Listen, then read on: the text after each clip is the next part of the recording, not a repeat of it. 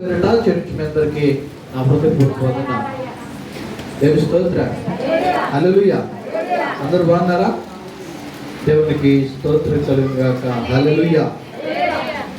దేవుని యొక్క వాక్య భాగంకి వెళ్దాం. దేవుని యొక్క వాక్య భాగంకి వెళ్దాం. పరిశుద్ధ లేఖన భాగాల్లో నుంచి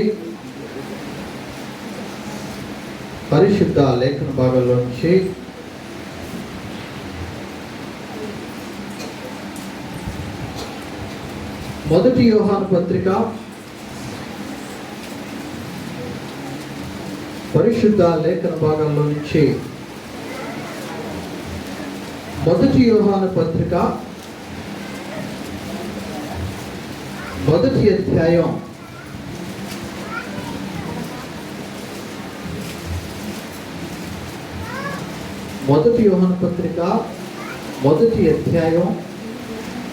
3వ వచన భాగాన్ని చూద్దాం.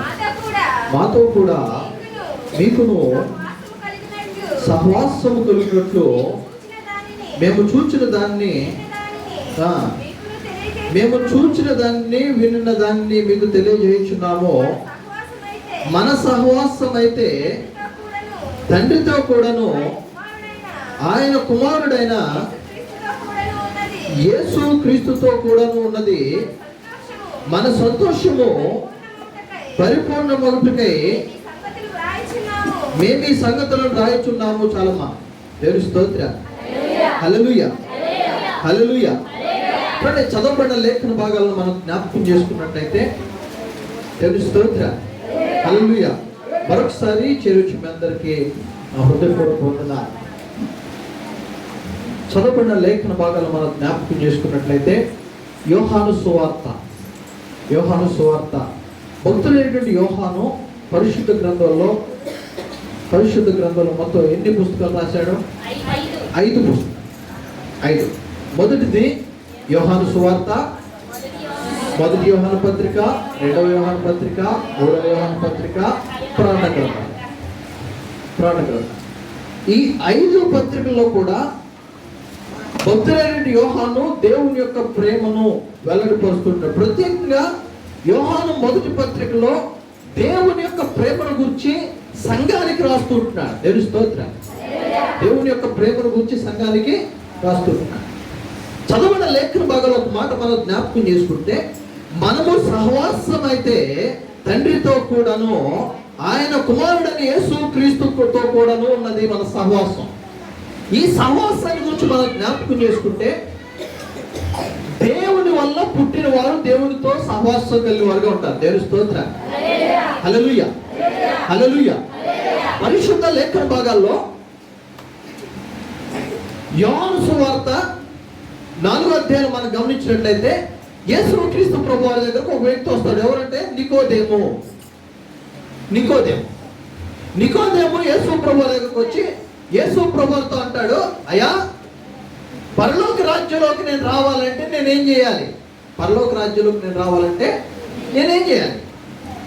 రాజ్యంలోనికి ఒక మనుష్యుడు రావాలి అంటే ఒకడు ఆత్మ మూలంగా కానీ లేదా నీటి మూలంగా కానీ జన్మిస్తే తప్ప దేవుని యొక్క రాజ్యంలోనికి చేరడు అని యేసు ప్రభువు మాట్లాడిన తర్వాత ఆ నికోదేము బాప్తిజం తీసుకున్నాడా? లేదు. ఆ నికోదేము ఏం చేశాడంటే దేవుని యొక్క సహవాసం నుంచి బయటకు వెళ్ళిపోయాడు. దేవుడిని తిరస్కరించాడు. నికోదేము దేవుడితో మాట్లాడినప్పుడు ఆయన అన్నాడు, అయ్యా, ఒక నీటి మూలంగా కానీ ఆత్మ మూలంగా కానీ జన్మిస్తే తప్ప దేవుని యొక్క రాజ్యంలో చేరనంటే నికోదేము అంటున్నాడు, అయ్యా, ఇవన్నీ కాదు. మోషే ధర్మశాస్త్రము ప్రకారముగా మోషే ధర్మశాస్త్రాన్ని బట్టి నేను నీతి కార్యాలు చేస్తున్నా, పేదలకు సహాయం చేస్తున్నా, సంవత్సరానికి ఒకసారి దేవుని సంఘానికి వెళ్తున్నా, దేవుని సంఘాల్లో బలులు అర్పిస్తున్నా, అన్యాయం చేయట్లా, అక్రమాలు చేయట్లా, దోషాలు చేయట్లా, తప్పులు చేయట్లా అని చెప్పేసి ఒకదాని అంటే ఒకటి చెప్పుకుంటూ వస్తున్నాను. ఇగో దేవుని యొక్క రాజ్యంలోకి చేరాలి అంటే నా ప్రియ దేవుని బిడ్డలారా, మనం చేసే నీతి కార్యాలు ఇవన్నీ కాదు, కానీ ఒకడు ఆత్మ మూలంగా కానీ నీతి మూలంగా కానీ జన్మిస్తే తప్ప దేవుని యొక్క రాజ్యంలోనికి చేరలేడు. అయితే నికోదేము ఆత్మ మూలంగా కానీ నీటి మూలంగా కానీ జన్మించుక, ఆత్మ మూలంగా కానీ నీటి మూలంగా కానీ జన్మించక దేవుని యొక్క ఉగ్రతను, దేవుని యొక్క శాపాన్ని లేదా దేవుని యొక్క రాజ్యంలోకి రాకుండా నరకానికి వెళ్ళినట్లు దేవుని యొక్క వాక్య మొదలు మార్చుకుంటాం. నా ప్రియమైన బిడ్డ జ్ఞాపకం చేసుకోండి, దేవుని మూలంగా పుట్టినవారు ఎలా ఉండాలి? దేవునితో సహవాసం చేస్తున్నా. మన సహవాసం ఎవరితో అంటే దేవుడితో. దేవుడితో సహవాసం చేసే మనం ఎలా ఉండాలి? కొన్ని విషయాలను చెప్పి నా వాక్యాన్ని ముగిస్తాను. దేవుని వల్ల పుట్టిన వారు ఎలా ఉండాలి? మొదటిది చూడండి, మొదటి యోహాను పత్రిక 3వ అధ్యాయం 9వ వచన భాగం. దేవుని మూలముగా పుట్టిన ప్రతి వారిలో ఆయన బీజము నిలుచును గనుక వాడు పాపము చేయడు. వాడు దేవుని మూలంగా పుట్టినవాడు గనుక పాపము చేయజాలడు. దేవుని స్తోత్రం. హల్లెలూయా. చూడండి, దేవుని మూలంగా పుట్టినవారు ఎలా ఉండాలి? దేవుని మూలంగా పుట్టినవారు, ఇదిగో ఎవరైతే నీటి మూలంగా గాను ఆత్మ మూలంగా జన్మిస్తారో వారందరూ కూడా దేవుని వల్ల పుట్టినవారు. దేవుని వలన పుట్టినవారు. దేవుని వల్ల పుట్టినవారు ఎలా ఉండాలంటే, మొదటి విషయాన్ని మనం జ్ఞాపకం చేసుకుంటే, దేవుని మూలముగా పుట్టినవారు పాపము చేయజాలరు. దేవుని మూలంగా పుట్టినవారు పాపము చేయజాలరు. నువ్వు నేను దేవుని మూలంగా ఇదిగో యేసు ప్రభువు రక్తంలో కడుగుబడి మరొక నూతన జీవితం కొరింథీయులకు రాసిన పత్రికలో ఉన్నది. ఇదిగో పాతవి గతించిపోయిన సమస్తమును తిరిగి క్రొత్తవాయను. పాతవి గతించిపోయాయి, నూతన జీవితం. ఈ నూతన జీవితంలో యేసు క్రీస్తు వలన మనం ఆ నూతన జీవితాన్ని సంపాదించుకున్నాం. తల్లి జ్ఞాపకం చేసుకో, యేసయ్య తన రక్తం కార్చకపోతే మరలా మనం జన్మించేవారమా? యేసయ్య రక్తంలో కడగబడకపోతే నూతన జీవితం మనకుందా? యేసయ్య రక్తంలో కడగబడకపోతే ఈ ఆత్మీయ సహవాసం మనకుందా? యేసు ప్రభువు యొక్క రక్తంలో కడగబడిన మనము జ్ఞాపకం చేసుకో. సత్యం ఏంటంటే, ఇదిగో దేవుని మూలంగా పుట్టిన వారు పాపము చేయజాలరు. దేవుని మూలంగా పుడితే పాపం చేయవు. నువ్వు దేవుని మూలంగా పుట్టకపోతేనే పాపం ఆలోచన. మళ్ళీ జ్ఞాపకం చేసుకో. ఒక్కసారి మనం ప్రశ్నించుకుందాం. నువ్వు నేను యేసు ప్రభువు రక్తంలో కడుగుబడి, యేసు క్రీస్తు ప్రభువు రక్తంలో మనం కడుగుబడి పరిశుద్ధపరచబడి నీతిమంతులుగా తీర్చబడిన మనము పాపము చేయజాలము. కానీ ఇంకా పాపం చేస్తున్నామంటే కారణం ఏంటి? ఇంకా పాపం వైపు పరిగెడుతున్నామంటే కారణం ఏంటి? ఇంకా పాప జీవితాన్ని కలిగి ఉన్నామంటే కారణం ఏంటి?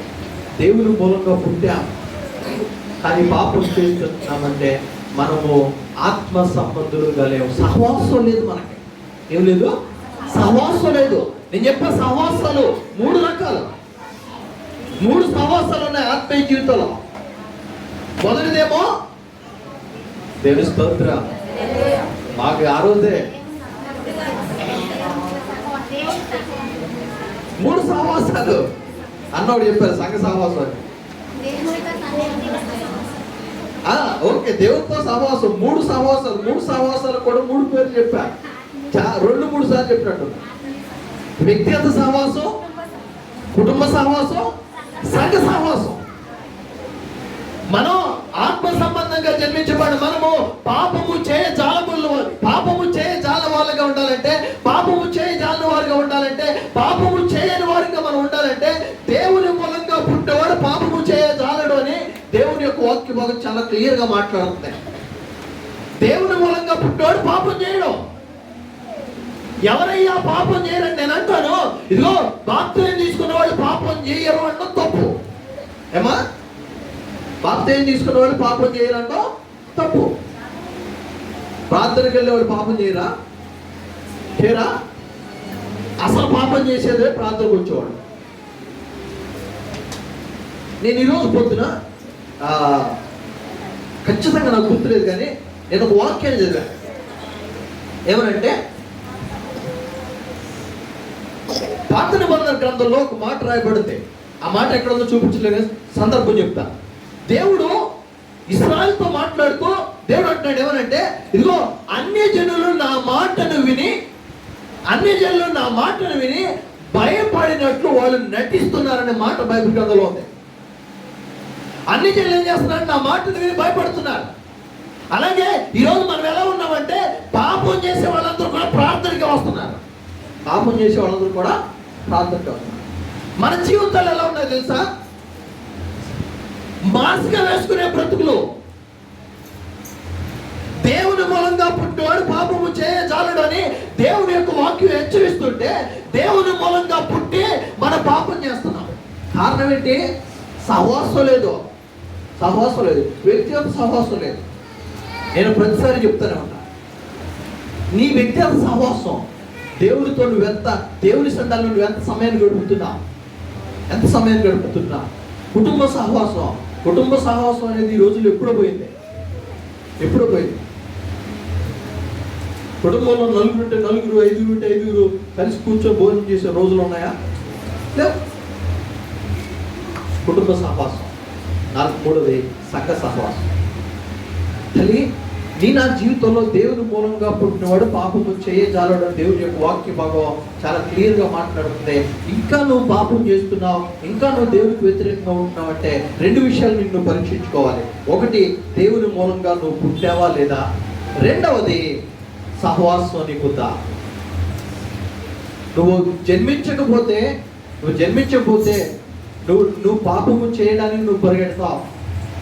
నువ్వు జన్మించకపోతే, నీకు సహవాసం లేకపోతే పాపం చేయడానికి పరుగులు పెడతావు. ఏ స్థితిలో మనం ఉన్నా? దేవుని మూలంగా పుట్టిన వారు ఎలా ఉండాలి? దేవుని మూలంగా పుట్టిన వారు పాపము చేయజాలరు, పాపం చేయలేరు. ఎందుకంటే తెస్సలోనీయులకు రాసిన పత్రికలో ఒక మాట ఉంది, ఆత్మను ఆర్పుకుడి. ఆఖరి అధ్యాయం 16వ వచనం అనుకుంటా, మొదటి తెస్సలోని పత్రిక చదువుతున్నాయి. ఆఖరి అధ్యాయంలో ఉంటుంది, ఆత్మను ఆర్పుకుడి. ఈ ఆత్మను ఆర్పుకుడి అని అపోస్తలుడైన పౌలు తెస్సలోనిక సంఘానికి రాయడానికి గల కారణం ఏంటి తెలుసా? తెస్సలోనిక సంఘములో ఉన్నవారు వీళ్ళు ఎలా ఉన్నారంటే, మొదట్లోనేమో దేవుని యందు భయభక్తులు నిలిపారు, మొదట్లోనేమో దేవునికి లోబడ్డారు, మొదట్లోనేమో దేవునికి విధేయులయ్యారు. ఆ తర్వాత దేవుని ఎరిగిన తర్వాత, బాప్తిసం పొందిన తర్వాత, ప్రభువుల్లో చేయవేయడం మొదలుపెట్టిన తర్వాత తెస్సలోని సంఘంలో ఉన్న వారందరూ కూడా పాపము చేయడం మొదలుపెట్టారు. పాప కార్యాలు బయటకు వస్తున్నాయి, పాప క్రియలు బయటకు వస్తున్నాయి, పాపానికి ప్రతిఫలం పొందుకుంటున్నారు. ప్రతిఫలం పొందుకున్న సందర్భంలో అపోస్తలుడైన పౌలు తెస్సలోనీయులతో మాట్లాడుతున్నాడు, తెస్సలోనీయులారా, ఆత్మను ఆర్పుకుడి. నీలో ఒక ఆత్మ ఉంది. ఆ ఆత్మ నిన్ను దేవుని యొక్క రాజ్యానికి సిద్ధపరుస్తుంటే నువ్వేం చేస్తున్నావు అంటే, ఆ ఆత్మను ఆర్పివేస్తూ ఆర్పుతుంటున్నావు.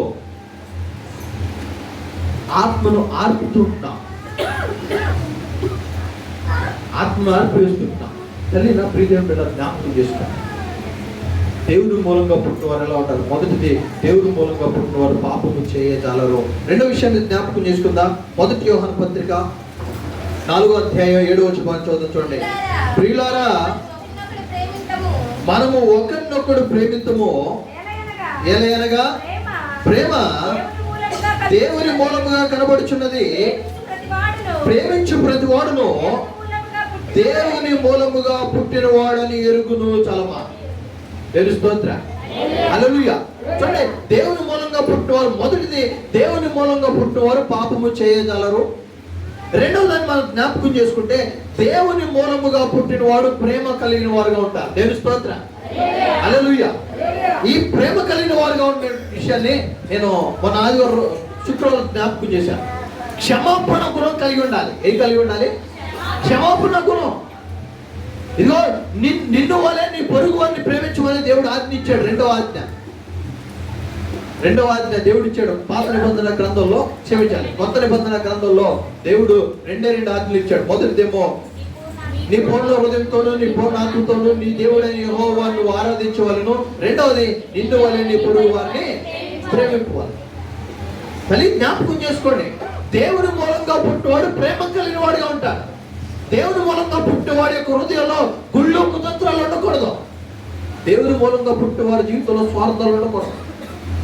బాధలో ఉన్నారా, వేదనలో ఉన్నారా, దుఃఖంలో ఉన్నారా, ఏ సందర్భం ఏదైనా వారిని ప్రేమించే వారంగా, ఆదరించే వారంగా మనం, ప్రేమ కలిగిన వారంగా ఉంటున్నామా?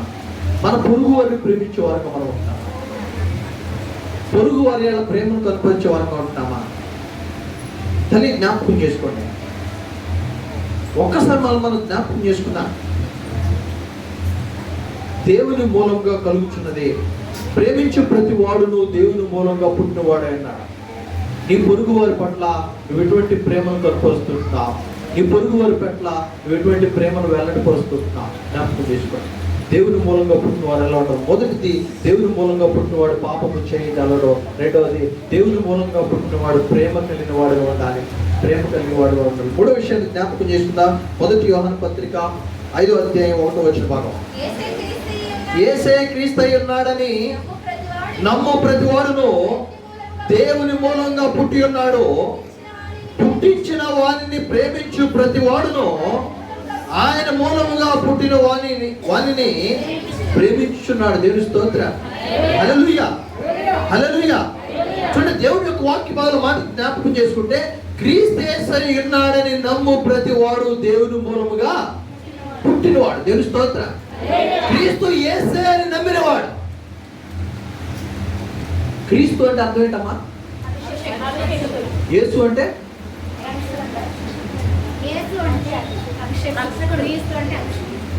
క్రీస్తు అంటే అర్థం ఏంటి?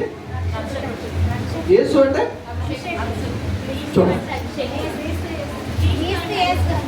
ఒక్కసారి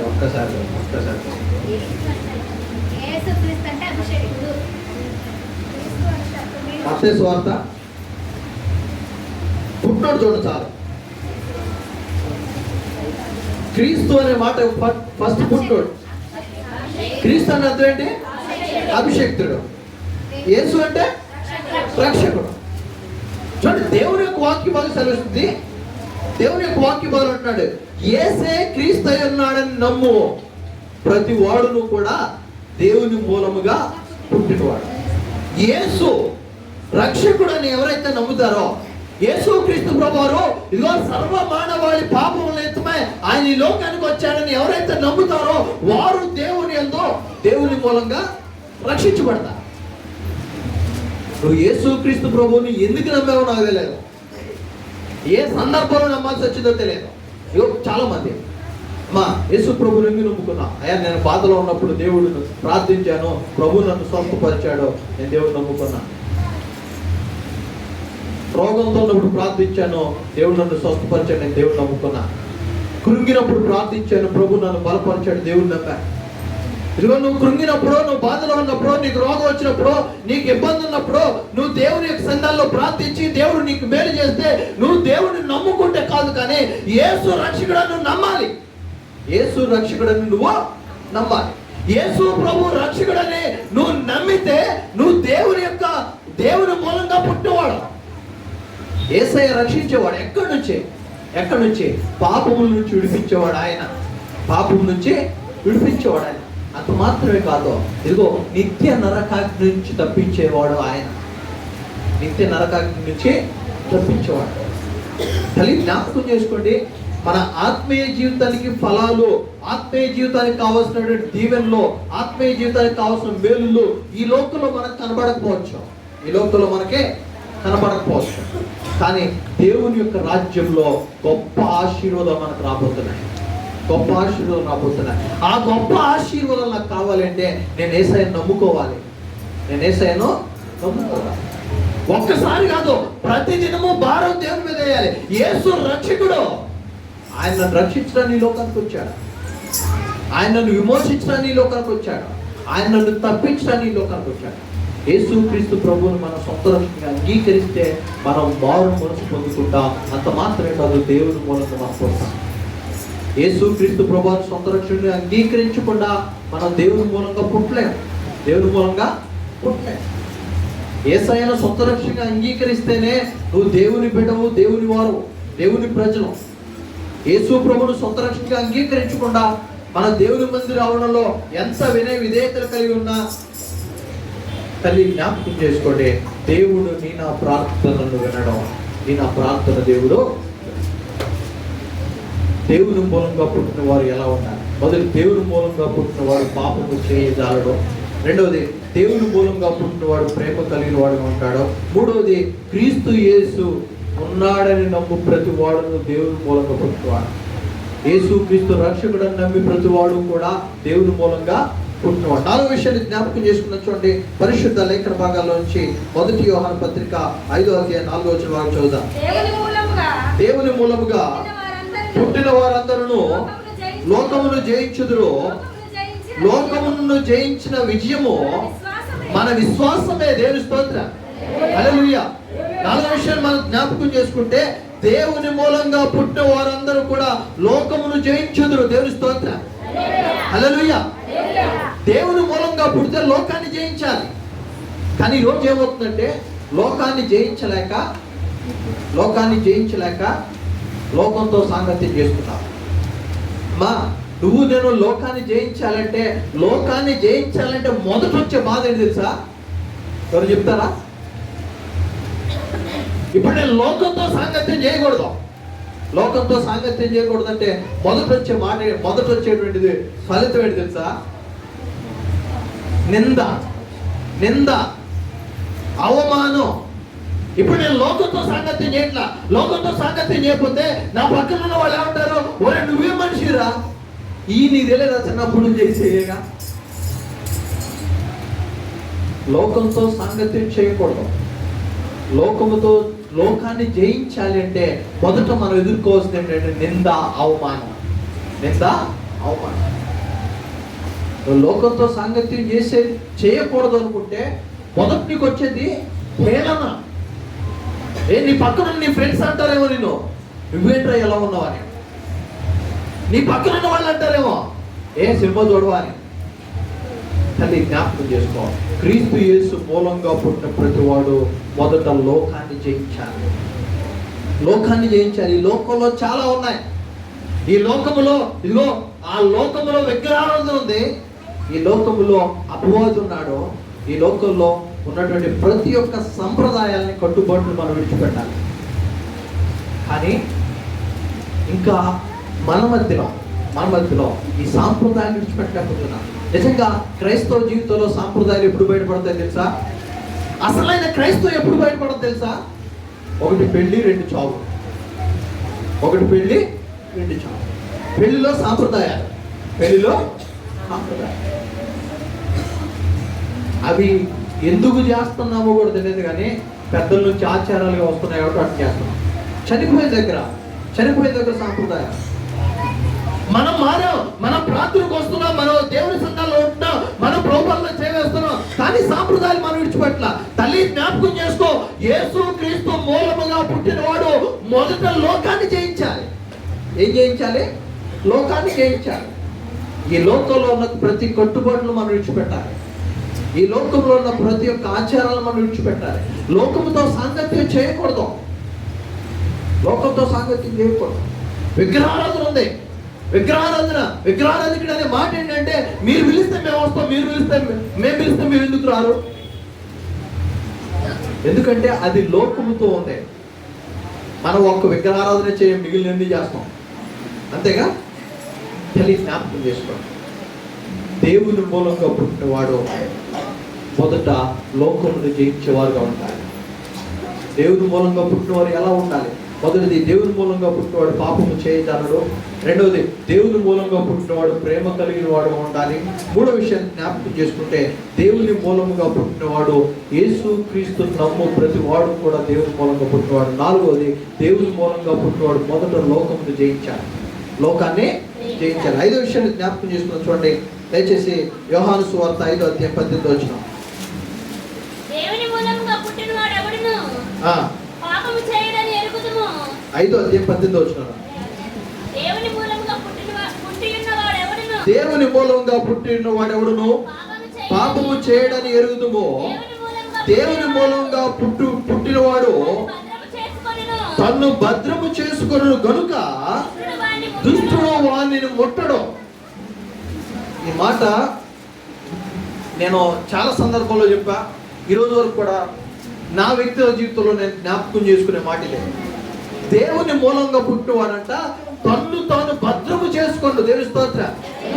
హల్లెలూయా. దేవుని మూలంగా పుట్టినవాడు తన్ను తాను భద్రం చేసుకుంటాడు. ఎలా భద్రం చేసుకుంటాడు తెలుసా? ఎలా భద్రం చేసుకుంటాడంటే, ప్రతి దినము దేవుని సంతాలను మోకరించి భద్రం చేసుకుంటాడు. తల్లి, నీ విశ్వాసము కాపాడబడాలంటే నువ్వు నేను చేసే పని ఏంటి తెలుసా? ప్రభువా, ఇగో ఈ దినం ఈ ప్రయాణం చేయబోతున్నా, ప్రభువా ఈ దినం ఈ యొక్క పని చేయబోతున్నా, నీ నామానికి అవమానం కలగకుండా నీ నామానికి మహిమ తెచ్చినట్లు నన్ను నిలబెట్టమని అంటున్నావు. చేస్తున్నారు ఈ ప్రార్థన? చేస్తున్నావు ఈ ప్రార్థన? ఇంట్లోంచి బయటకు వెళ్ళేటప్పుడు ప్రభువా ఇగో నేను బయటకు వెళ్ళి మరలా తిరిగి గుమ్మం చేరే వరకు నీ నామానికి అవమానకరంగా నేను ఉండకుండాట్లు సహాయం తెచ్చామని ప్రార్థన చేస్తున్నాను. దాని అర్థం ఏంటి తెలుసా? దేవుని మూలంగా పుట్టినవాడు తను భద్రం చేసుకున్నాడు. ఎలా భద్రం చేసుకుంటున్నాడంటే, ఎక్కడ నేను పొరపాటును మాట్లాడతాను నోరు కాపాడుకోవాలి, ఎక్కడ నేను పాపం చేస్తానని చెప్పేసి మన దేవుని యందు భయభక్తి కలిగిన వారికి జీవించాలి. తల్లి, జ్ఞాపకం చేసుకోండి, దేవుని మూలంగా పుట్టినవాడు తాను భద్రం చేసుకోవాలి. భద్రం చేసుకుంటున్నావా? నోరు బారేసుకుంటున్నావా? ఎలా జీవిస్తున్నావు? దేవుని మూలంగా పుట్టి మనం భద్రపరుచుకుంటున్నామా? నోరు పారేసుకుని మన సాక్ష్యాన్ని పోగొట్టుకుంటున్నామా? నువ్వు నేను నోరు పారేసుకుంటే వచ్చేది ఏంటి తెలుసా? మన సాక్ష్యం పోతుంది.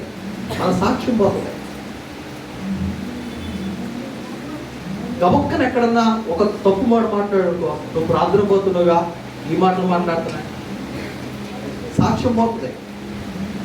తల్లి, జ్ఞాపకం చేసుకోండి, దేవుని మూలంగా పుట్టే ప్రతి వాడును తను భద్రం చేసుకోండి.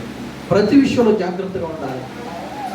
ప్రతి విషయంలో దేవుని యొక్క వాక్యంలో యేసుక్రీస్తు ప్రభువు తన శిష్యులతో అంటాడు, ఎవరంటే పావురు మోలే నిష్కపటులైనడి పాము వలె వివేకులై ఉండమంటాడు. ఎందుకు మాట్లాడు సార్? పావురు వలె నిష్కపటంగా ఉండాలి. పావురు వలె ప్రతి విషయంలో జాగ్రత్తగా ఉండాలి. అలాగే పాము వలె వివేకం అని దేనికి అన్నాడు సార్? పాము అంట ఎక్కడ శబ్దం వచ్చినా ఆ శబ్దాన్ని విని ఫస్ట్ దాని సెక్యూర్ ప్లేస్ కోసం ఎత్తుకోవడం.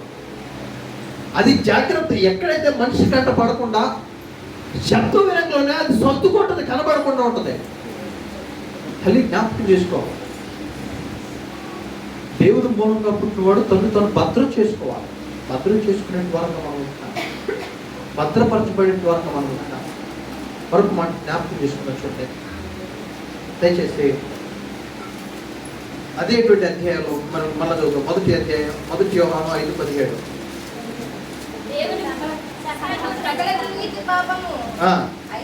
అయితే మరణకరము కాని పాపము కలదు. దేవుని మూలంగా పుట్టిన వాడెవడును పాపము చేయడని ఎరుగుదుమో. దేవుని మూలముగా పుట్టినవాడు తాను భద్రము చేసుకున్న కనుక దుష్టుడు వాడిని ముట్టడు. చూడండి, దేవుని మూలంగా పుట్టినవాడు తాను భద్రం చేసుకున్నాడు. మరొక మాట జ్ఞాపకం చేసుకోవాలంటే, దేవుని మూలంగా పుట్టిన వాడి దుష్టుడు నేనంట ఏ కుటుంబంలో అయితే సాంప్రదాయాలు, ఏ కుటుంబంలో అయితే మంత్రాలు నమ్ముకుంటున్నారో ఆ కుటుంబంలో వారు దేవుని మూలంగా పుట్టలేదు. దేవుని యొక్క వాక్యం మాకు సెలవుస్తుంది, దేవుని మూలంగా పుట్టితే దుష్టుడు నిన్ను ముట్టడు. దేవుని మూలంగా పుడితే ఈ లోకంలో ఉన్న ఏ శక్తి కూడా నన్ను ఏమీ చేయలేదు. ఏ శక్తి, ఎటువంటి తంత్రాలు, ఎటువంటి మంత్రాలు ఏది కూడా నిన్నేమీ చేయలేదు. దేవుని మూలంగా పుడితే ఎవరు ఏందన్నా, ఎవరు ఎన్ని శాపాలు పెట్టినావు నీ తనలో. దేవుని మూలంగా పుడితే అపవాదికి నీ శరీరం పైన అధికారం లేదు. అపవాదికి నీ శరీరం పైన అధికారం లేదు. అపవాదికి నీ శరీరం పైన అధికారం ఉంది అంటే నువ్వు దేవుని మూలంగా పుట్ల. దేవుని మూలంగా నామకార్థంగా ఉన్నావు. నువ్వు నామకార్థంగా ఉంటే అపవాది నీ ఇంట్లో కూర్చుంటాడు. అపవాది ఇంట్లో కూర్చుంటాడు. దేవుని మూలంగా పుట్టినవాడు అన్నకాడ నేను ఒక ఎగ్జాంపుల్ చెప్తాను.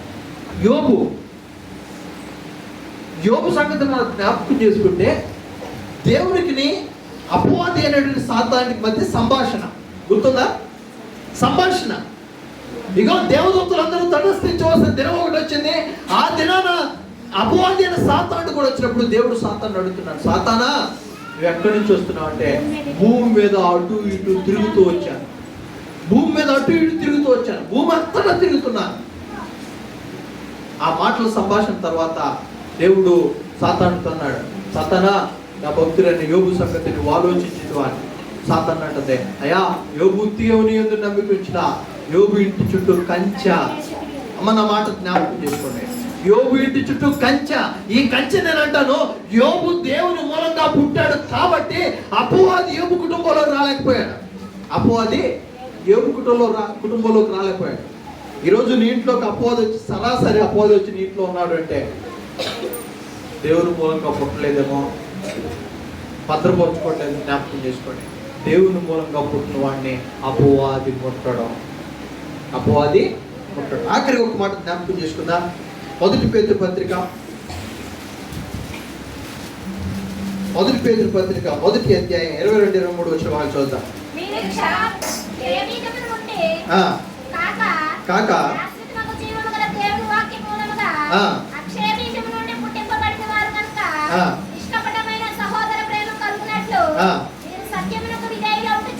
మీరు సత్యమునకు విధేయులౌట చేత మీ మనస్సులను పవిత్రపరుచుకున్న వారై ఉండి ఒకరినొకడు హృదయపూర్వకముగాను మిక్కటముగాను ప్రేమించుడి.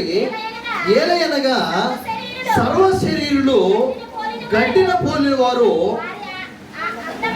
వారి అందమంతయు గడ్డి పువ్వు వలె ఉన్నది. చాలా ఆఖరి మాట మనం జ్ఞాపకం చేసుకుంటే, దేవుని మూలంగా పుట్టినవాడు దేవుని యొక్క వాక్యం వలన, దేవుని యొక్క వాక్యం అనే అక్షయ బీజం వల్ల పుట్టిన వారు సత్యము నిత్యము కూడా నిలబడతారు. నిత్యము కూడా వారు దేవుని మూలంగా పుట్టినవాడు నిత్యము నిలబడతారు. ఎందుకో తెలుసా, వాడి పునాది ఎక్కడంటే వాక్యములో. దేవుని యొక్క వాక్యపాలం ఉంటుంది. మీరు సత్యమునకు విధేయులౌట చేత. దేనికి విధేయులౌట చేత? సత్యమును. దేవుని మూలంగా పుట్టిన వాడు సత్యము అనే పునాది మీద నిలబడితే, వాక్యం అనే పునాది మీద నిలబడితే వాడు అన్నిటికీ కూడా పడద్రోయబడడు. నిత్యము నిలబడతాడు. ఆ సత్యం ఏంటి? దేవుని యొక్క వాక్యం సత్యం. దేవుని యొక్క వాక్యము సత్యమైన. జాగ్రత్త, సర్వ శరీరులు గడ్డిని పోలిన వారు, వారందమంతయు గడ్డి పువ్వు అని ఉంటాయి. కానీ శాశ్వతమైనది ఏదయ్యా అంటే దేవుని యొక్క వాక్యం. శాశ్వతమైనది ఏదయ్యా అంటే దేవుడు ఇచ్చిన ప్రేమ. తల్లి జ్ఞాపకం చేసుకో, దేవుని మూలంగా పుట్టినవాడు శాశ్వతమైన దాన్ని వెతుకులాడతాడు.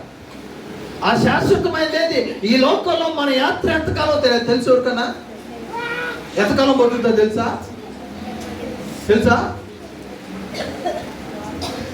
జాతకాలు చెప్పేవాళ్ళు తెలుసా?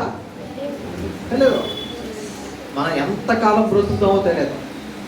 కానీ నువ్వు నేను దేవుని మూలంగా పుడితే నిత్యము కూడా నిలబడే వారంగా మనం ఉంటాం. నిత్యము నిల్చుండే వారంగా ఉంటాం. తల్లి జ్ఞాపకం చేసుకోండి, దేవుని మూలంగా పుట్టిన వారు ఎలా ఉండాలి? దేవుని మూలంగా పుట్టినవాడు మొదటిగా దేవుని మూలంగా పుట్టినవాడు పాపము చేయజాలడు. రెండవది, దేవుని మూలంగా పుట్టినవాడు ప్రేమ కలిగిన వాడుగా ఉండాలి. మూడవది, దేవుని మూలంగా పుట్టిన ప్రతి వాడు కూడా క్రీస్తు యేసు అని నమ్మినవాడు దేవుని మూలంగా పుట్టినవాడు. నాలుగో విషయాన్ని జ్ఞాపకం చేసుకుంటే, దేవుని మూలంగా పుట్టినవాడు తను భద్రం చేసుకుంటాడు. ఐదో విషయాన్ని జ్ఞాపకం చేసుకుంటే, దేవుని మూలంగా పుట్టినవాడు ఆ దేవుని మూలంగా పుట్టిన వాడిని దుష్టుడు. ఆరో విషయాన్ని జ్ఞాపకం చేసుకుంటే, దేవుని మూలంగా పుట్టినవాడు నిత్యము నిలబడతాడు. దేవుని మూలంగా మనం పుట్టామా? దేవుని మూలంగా మనం పుట్టకపోతే మళ్ళీ మనం పరీక్షించుకోవాలి. తల్లు ఉంచుదాం, కడుపుదా.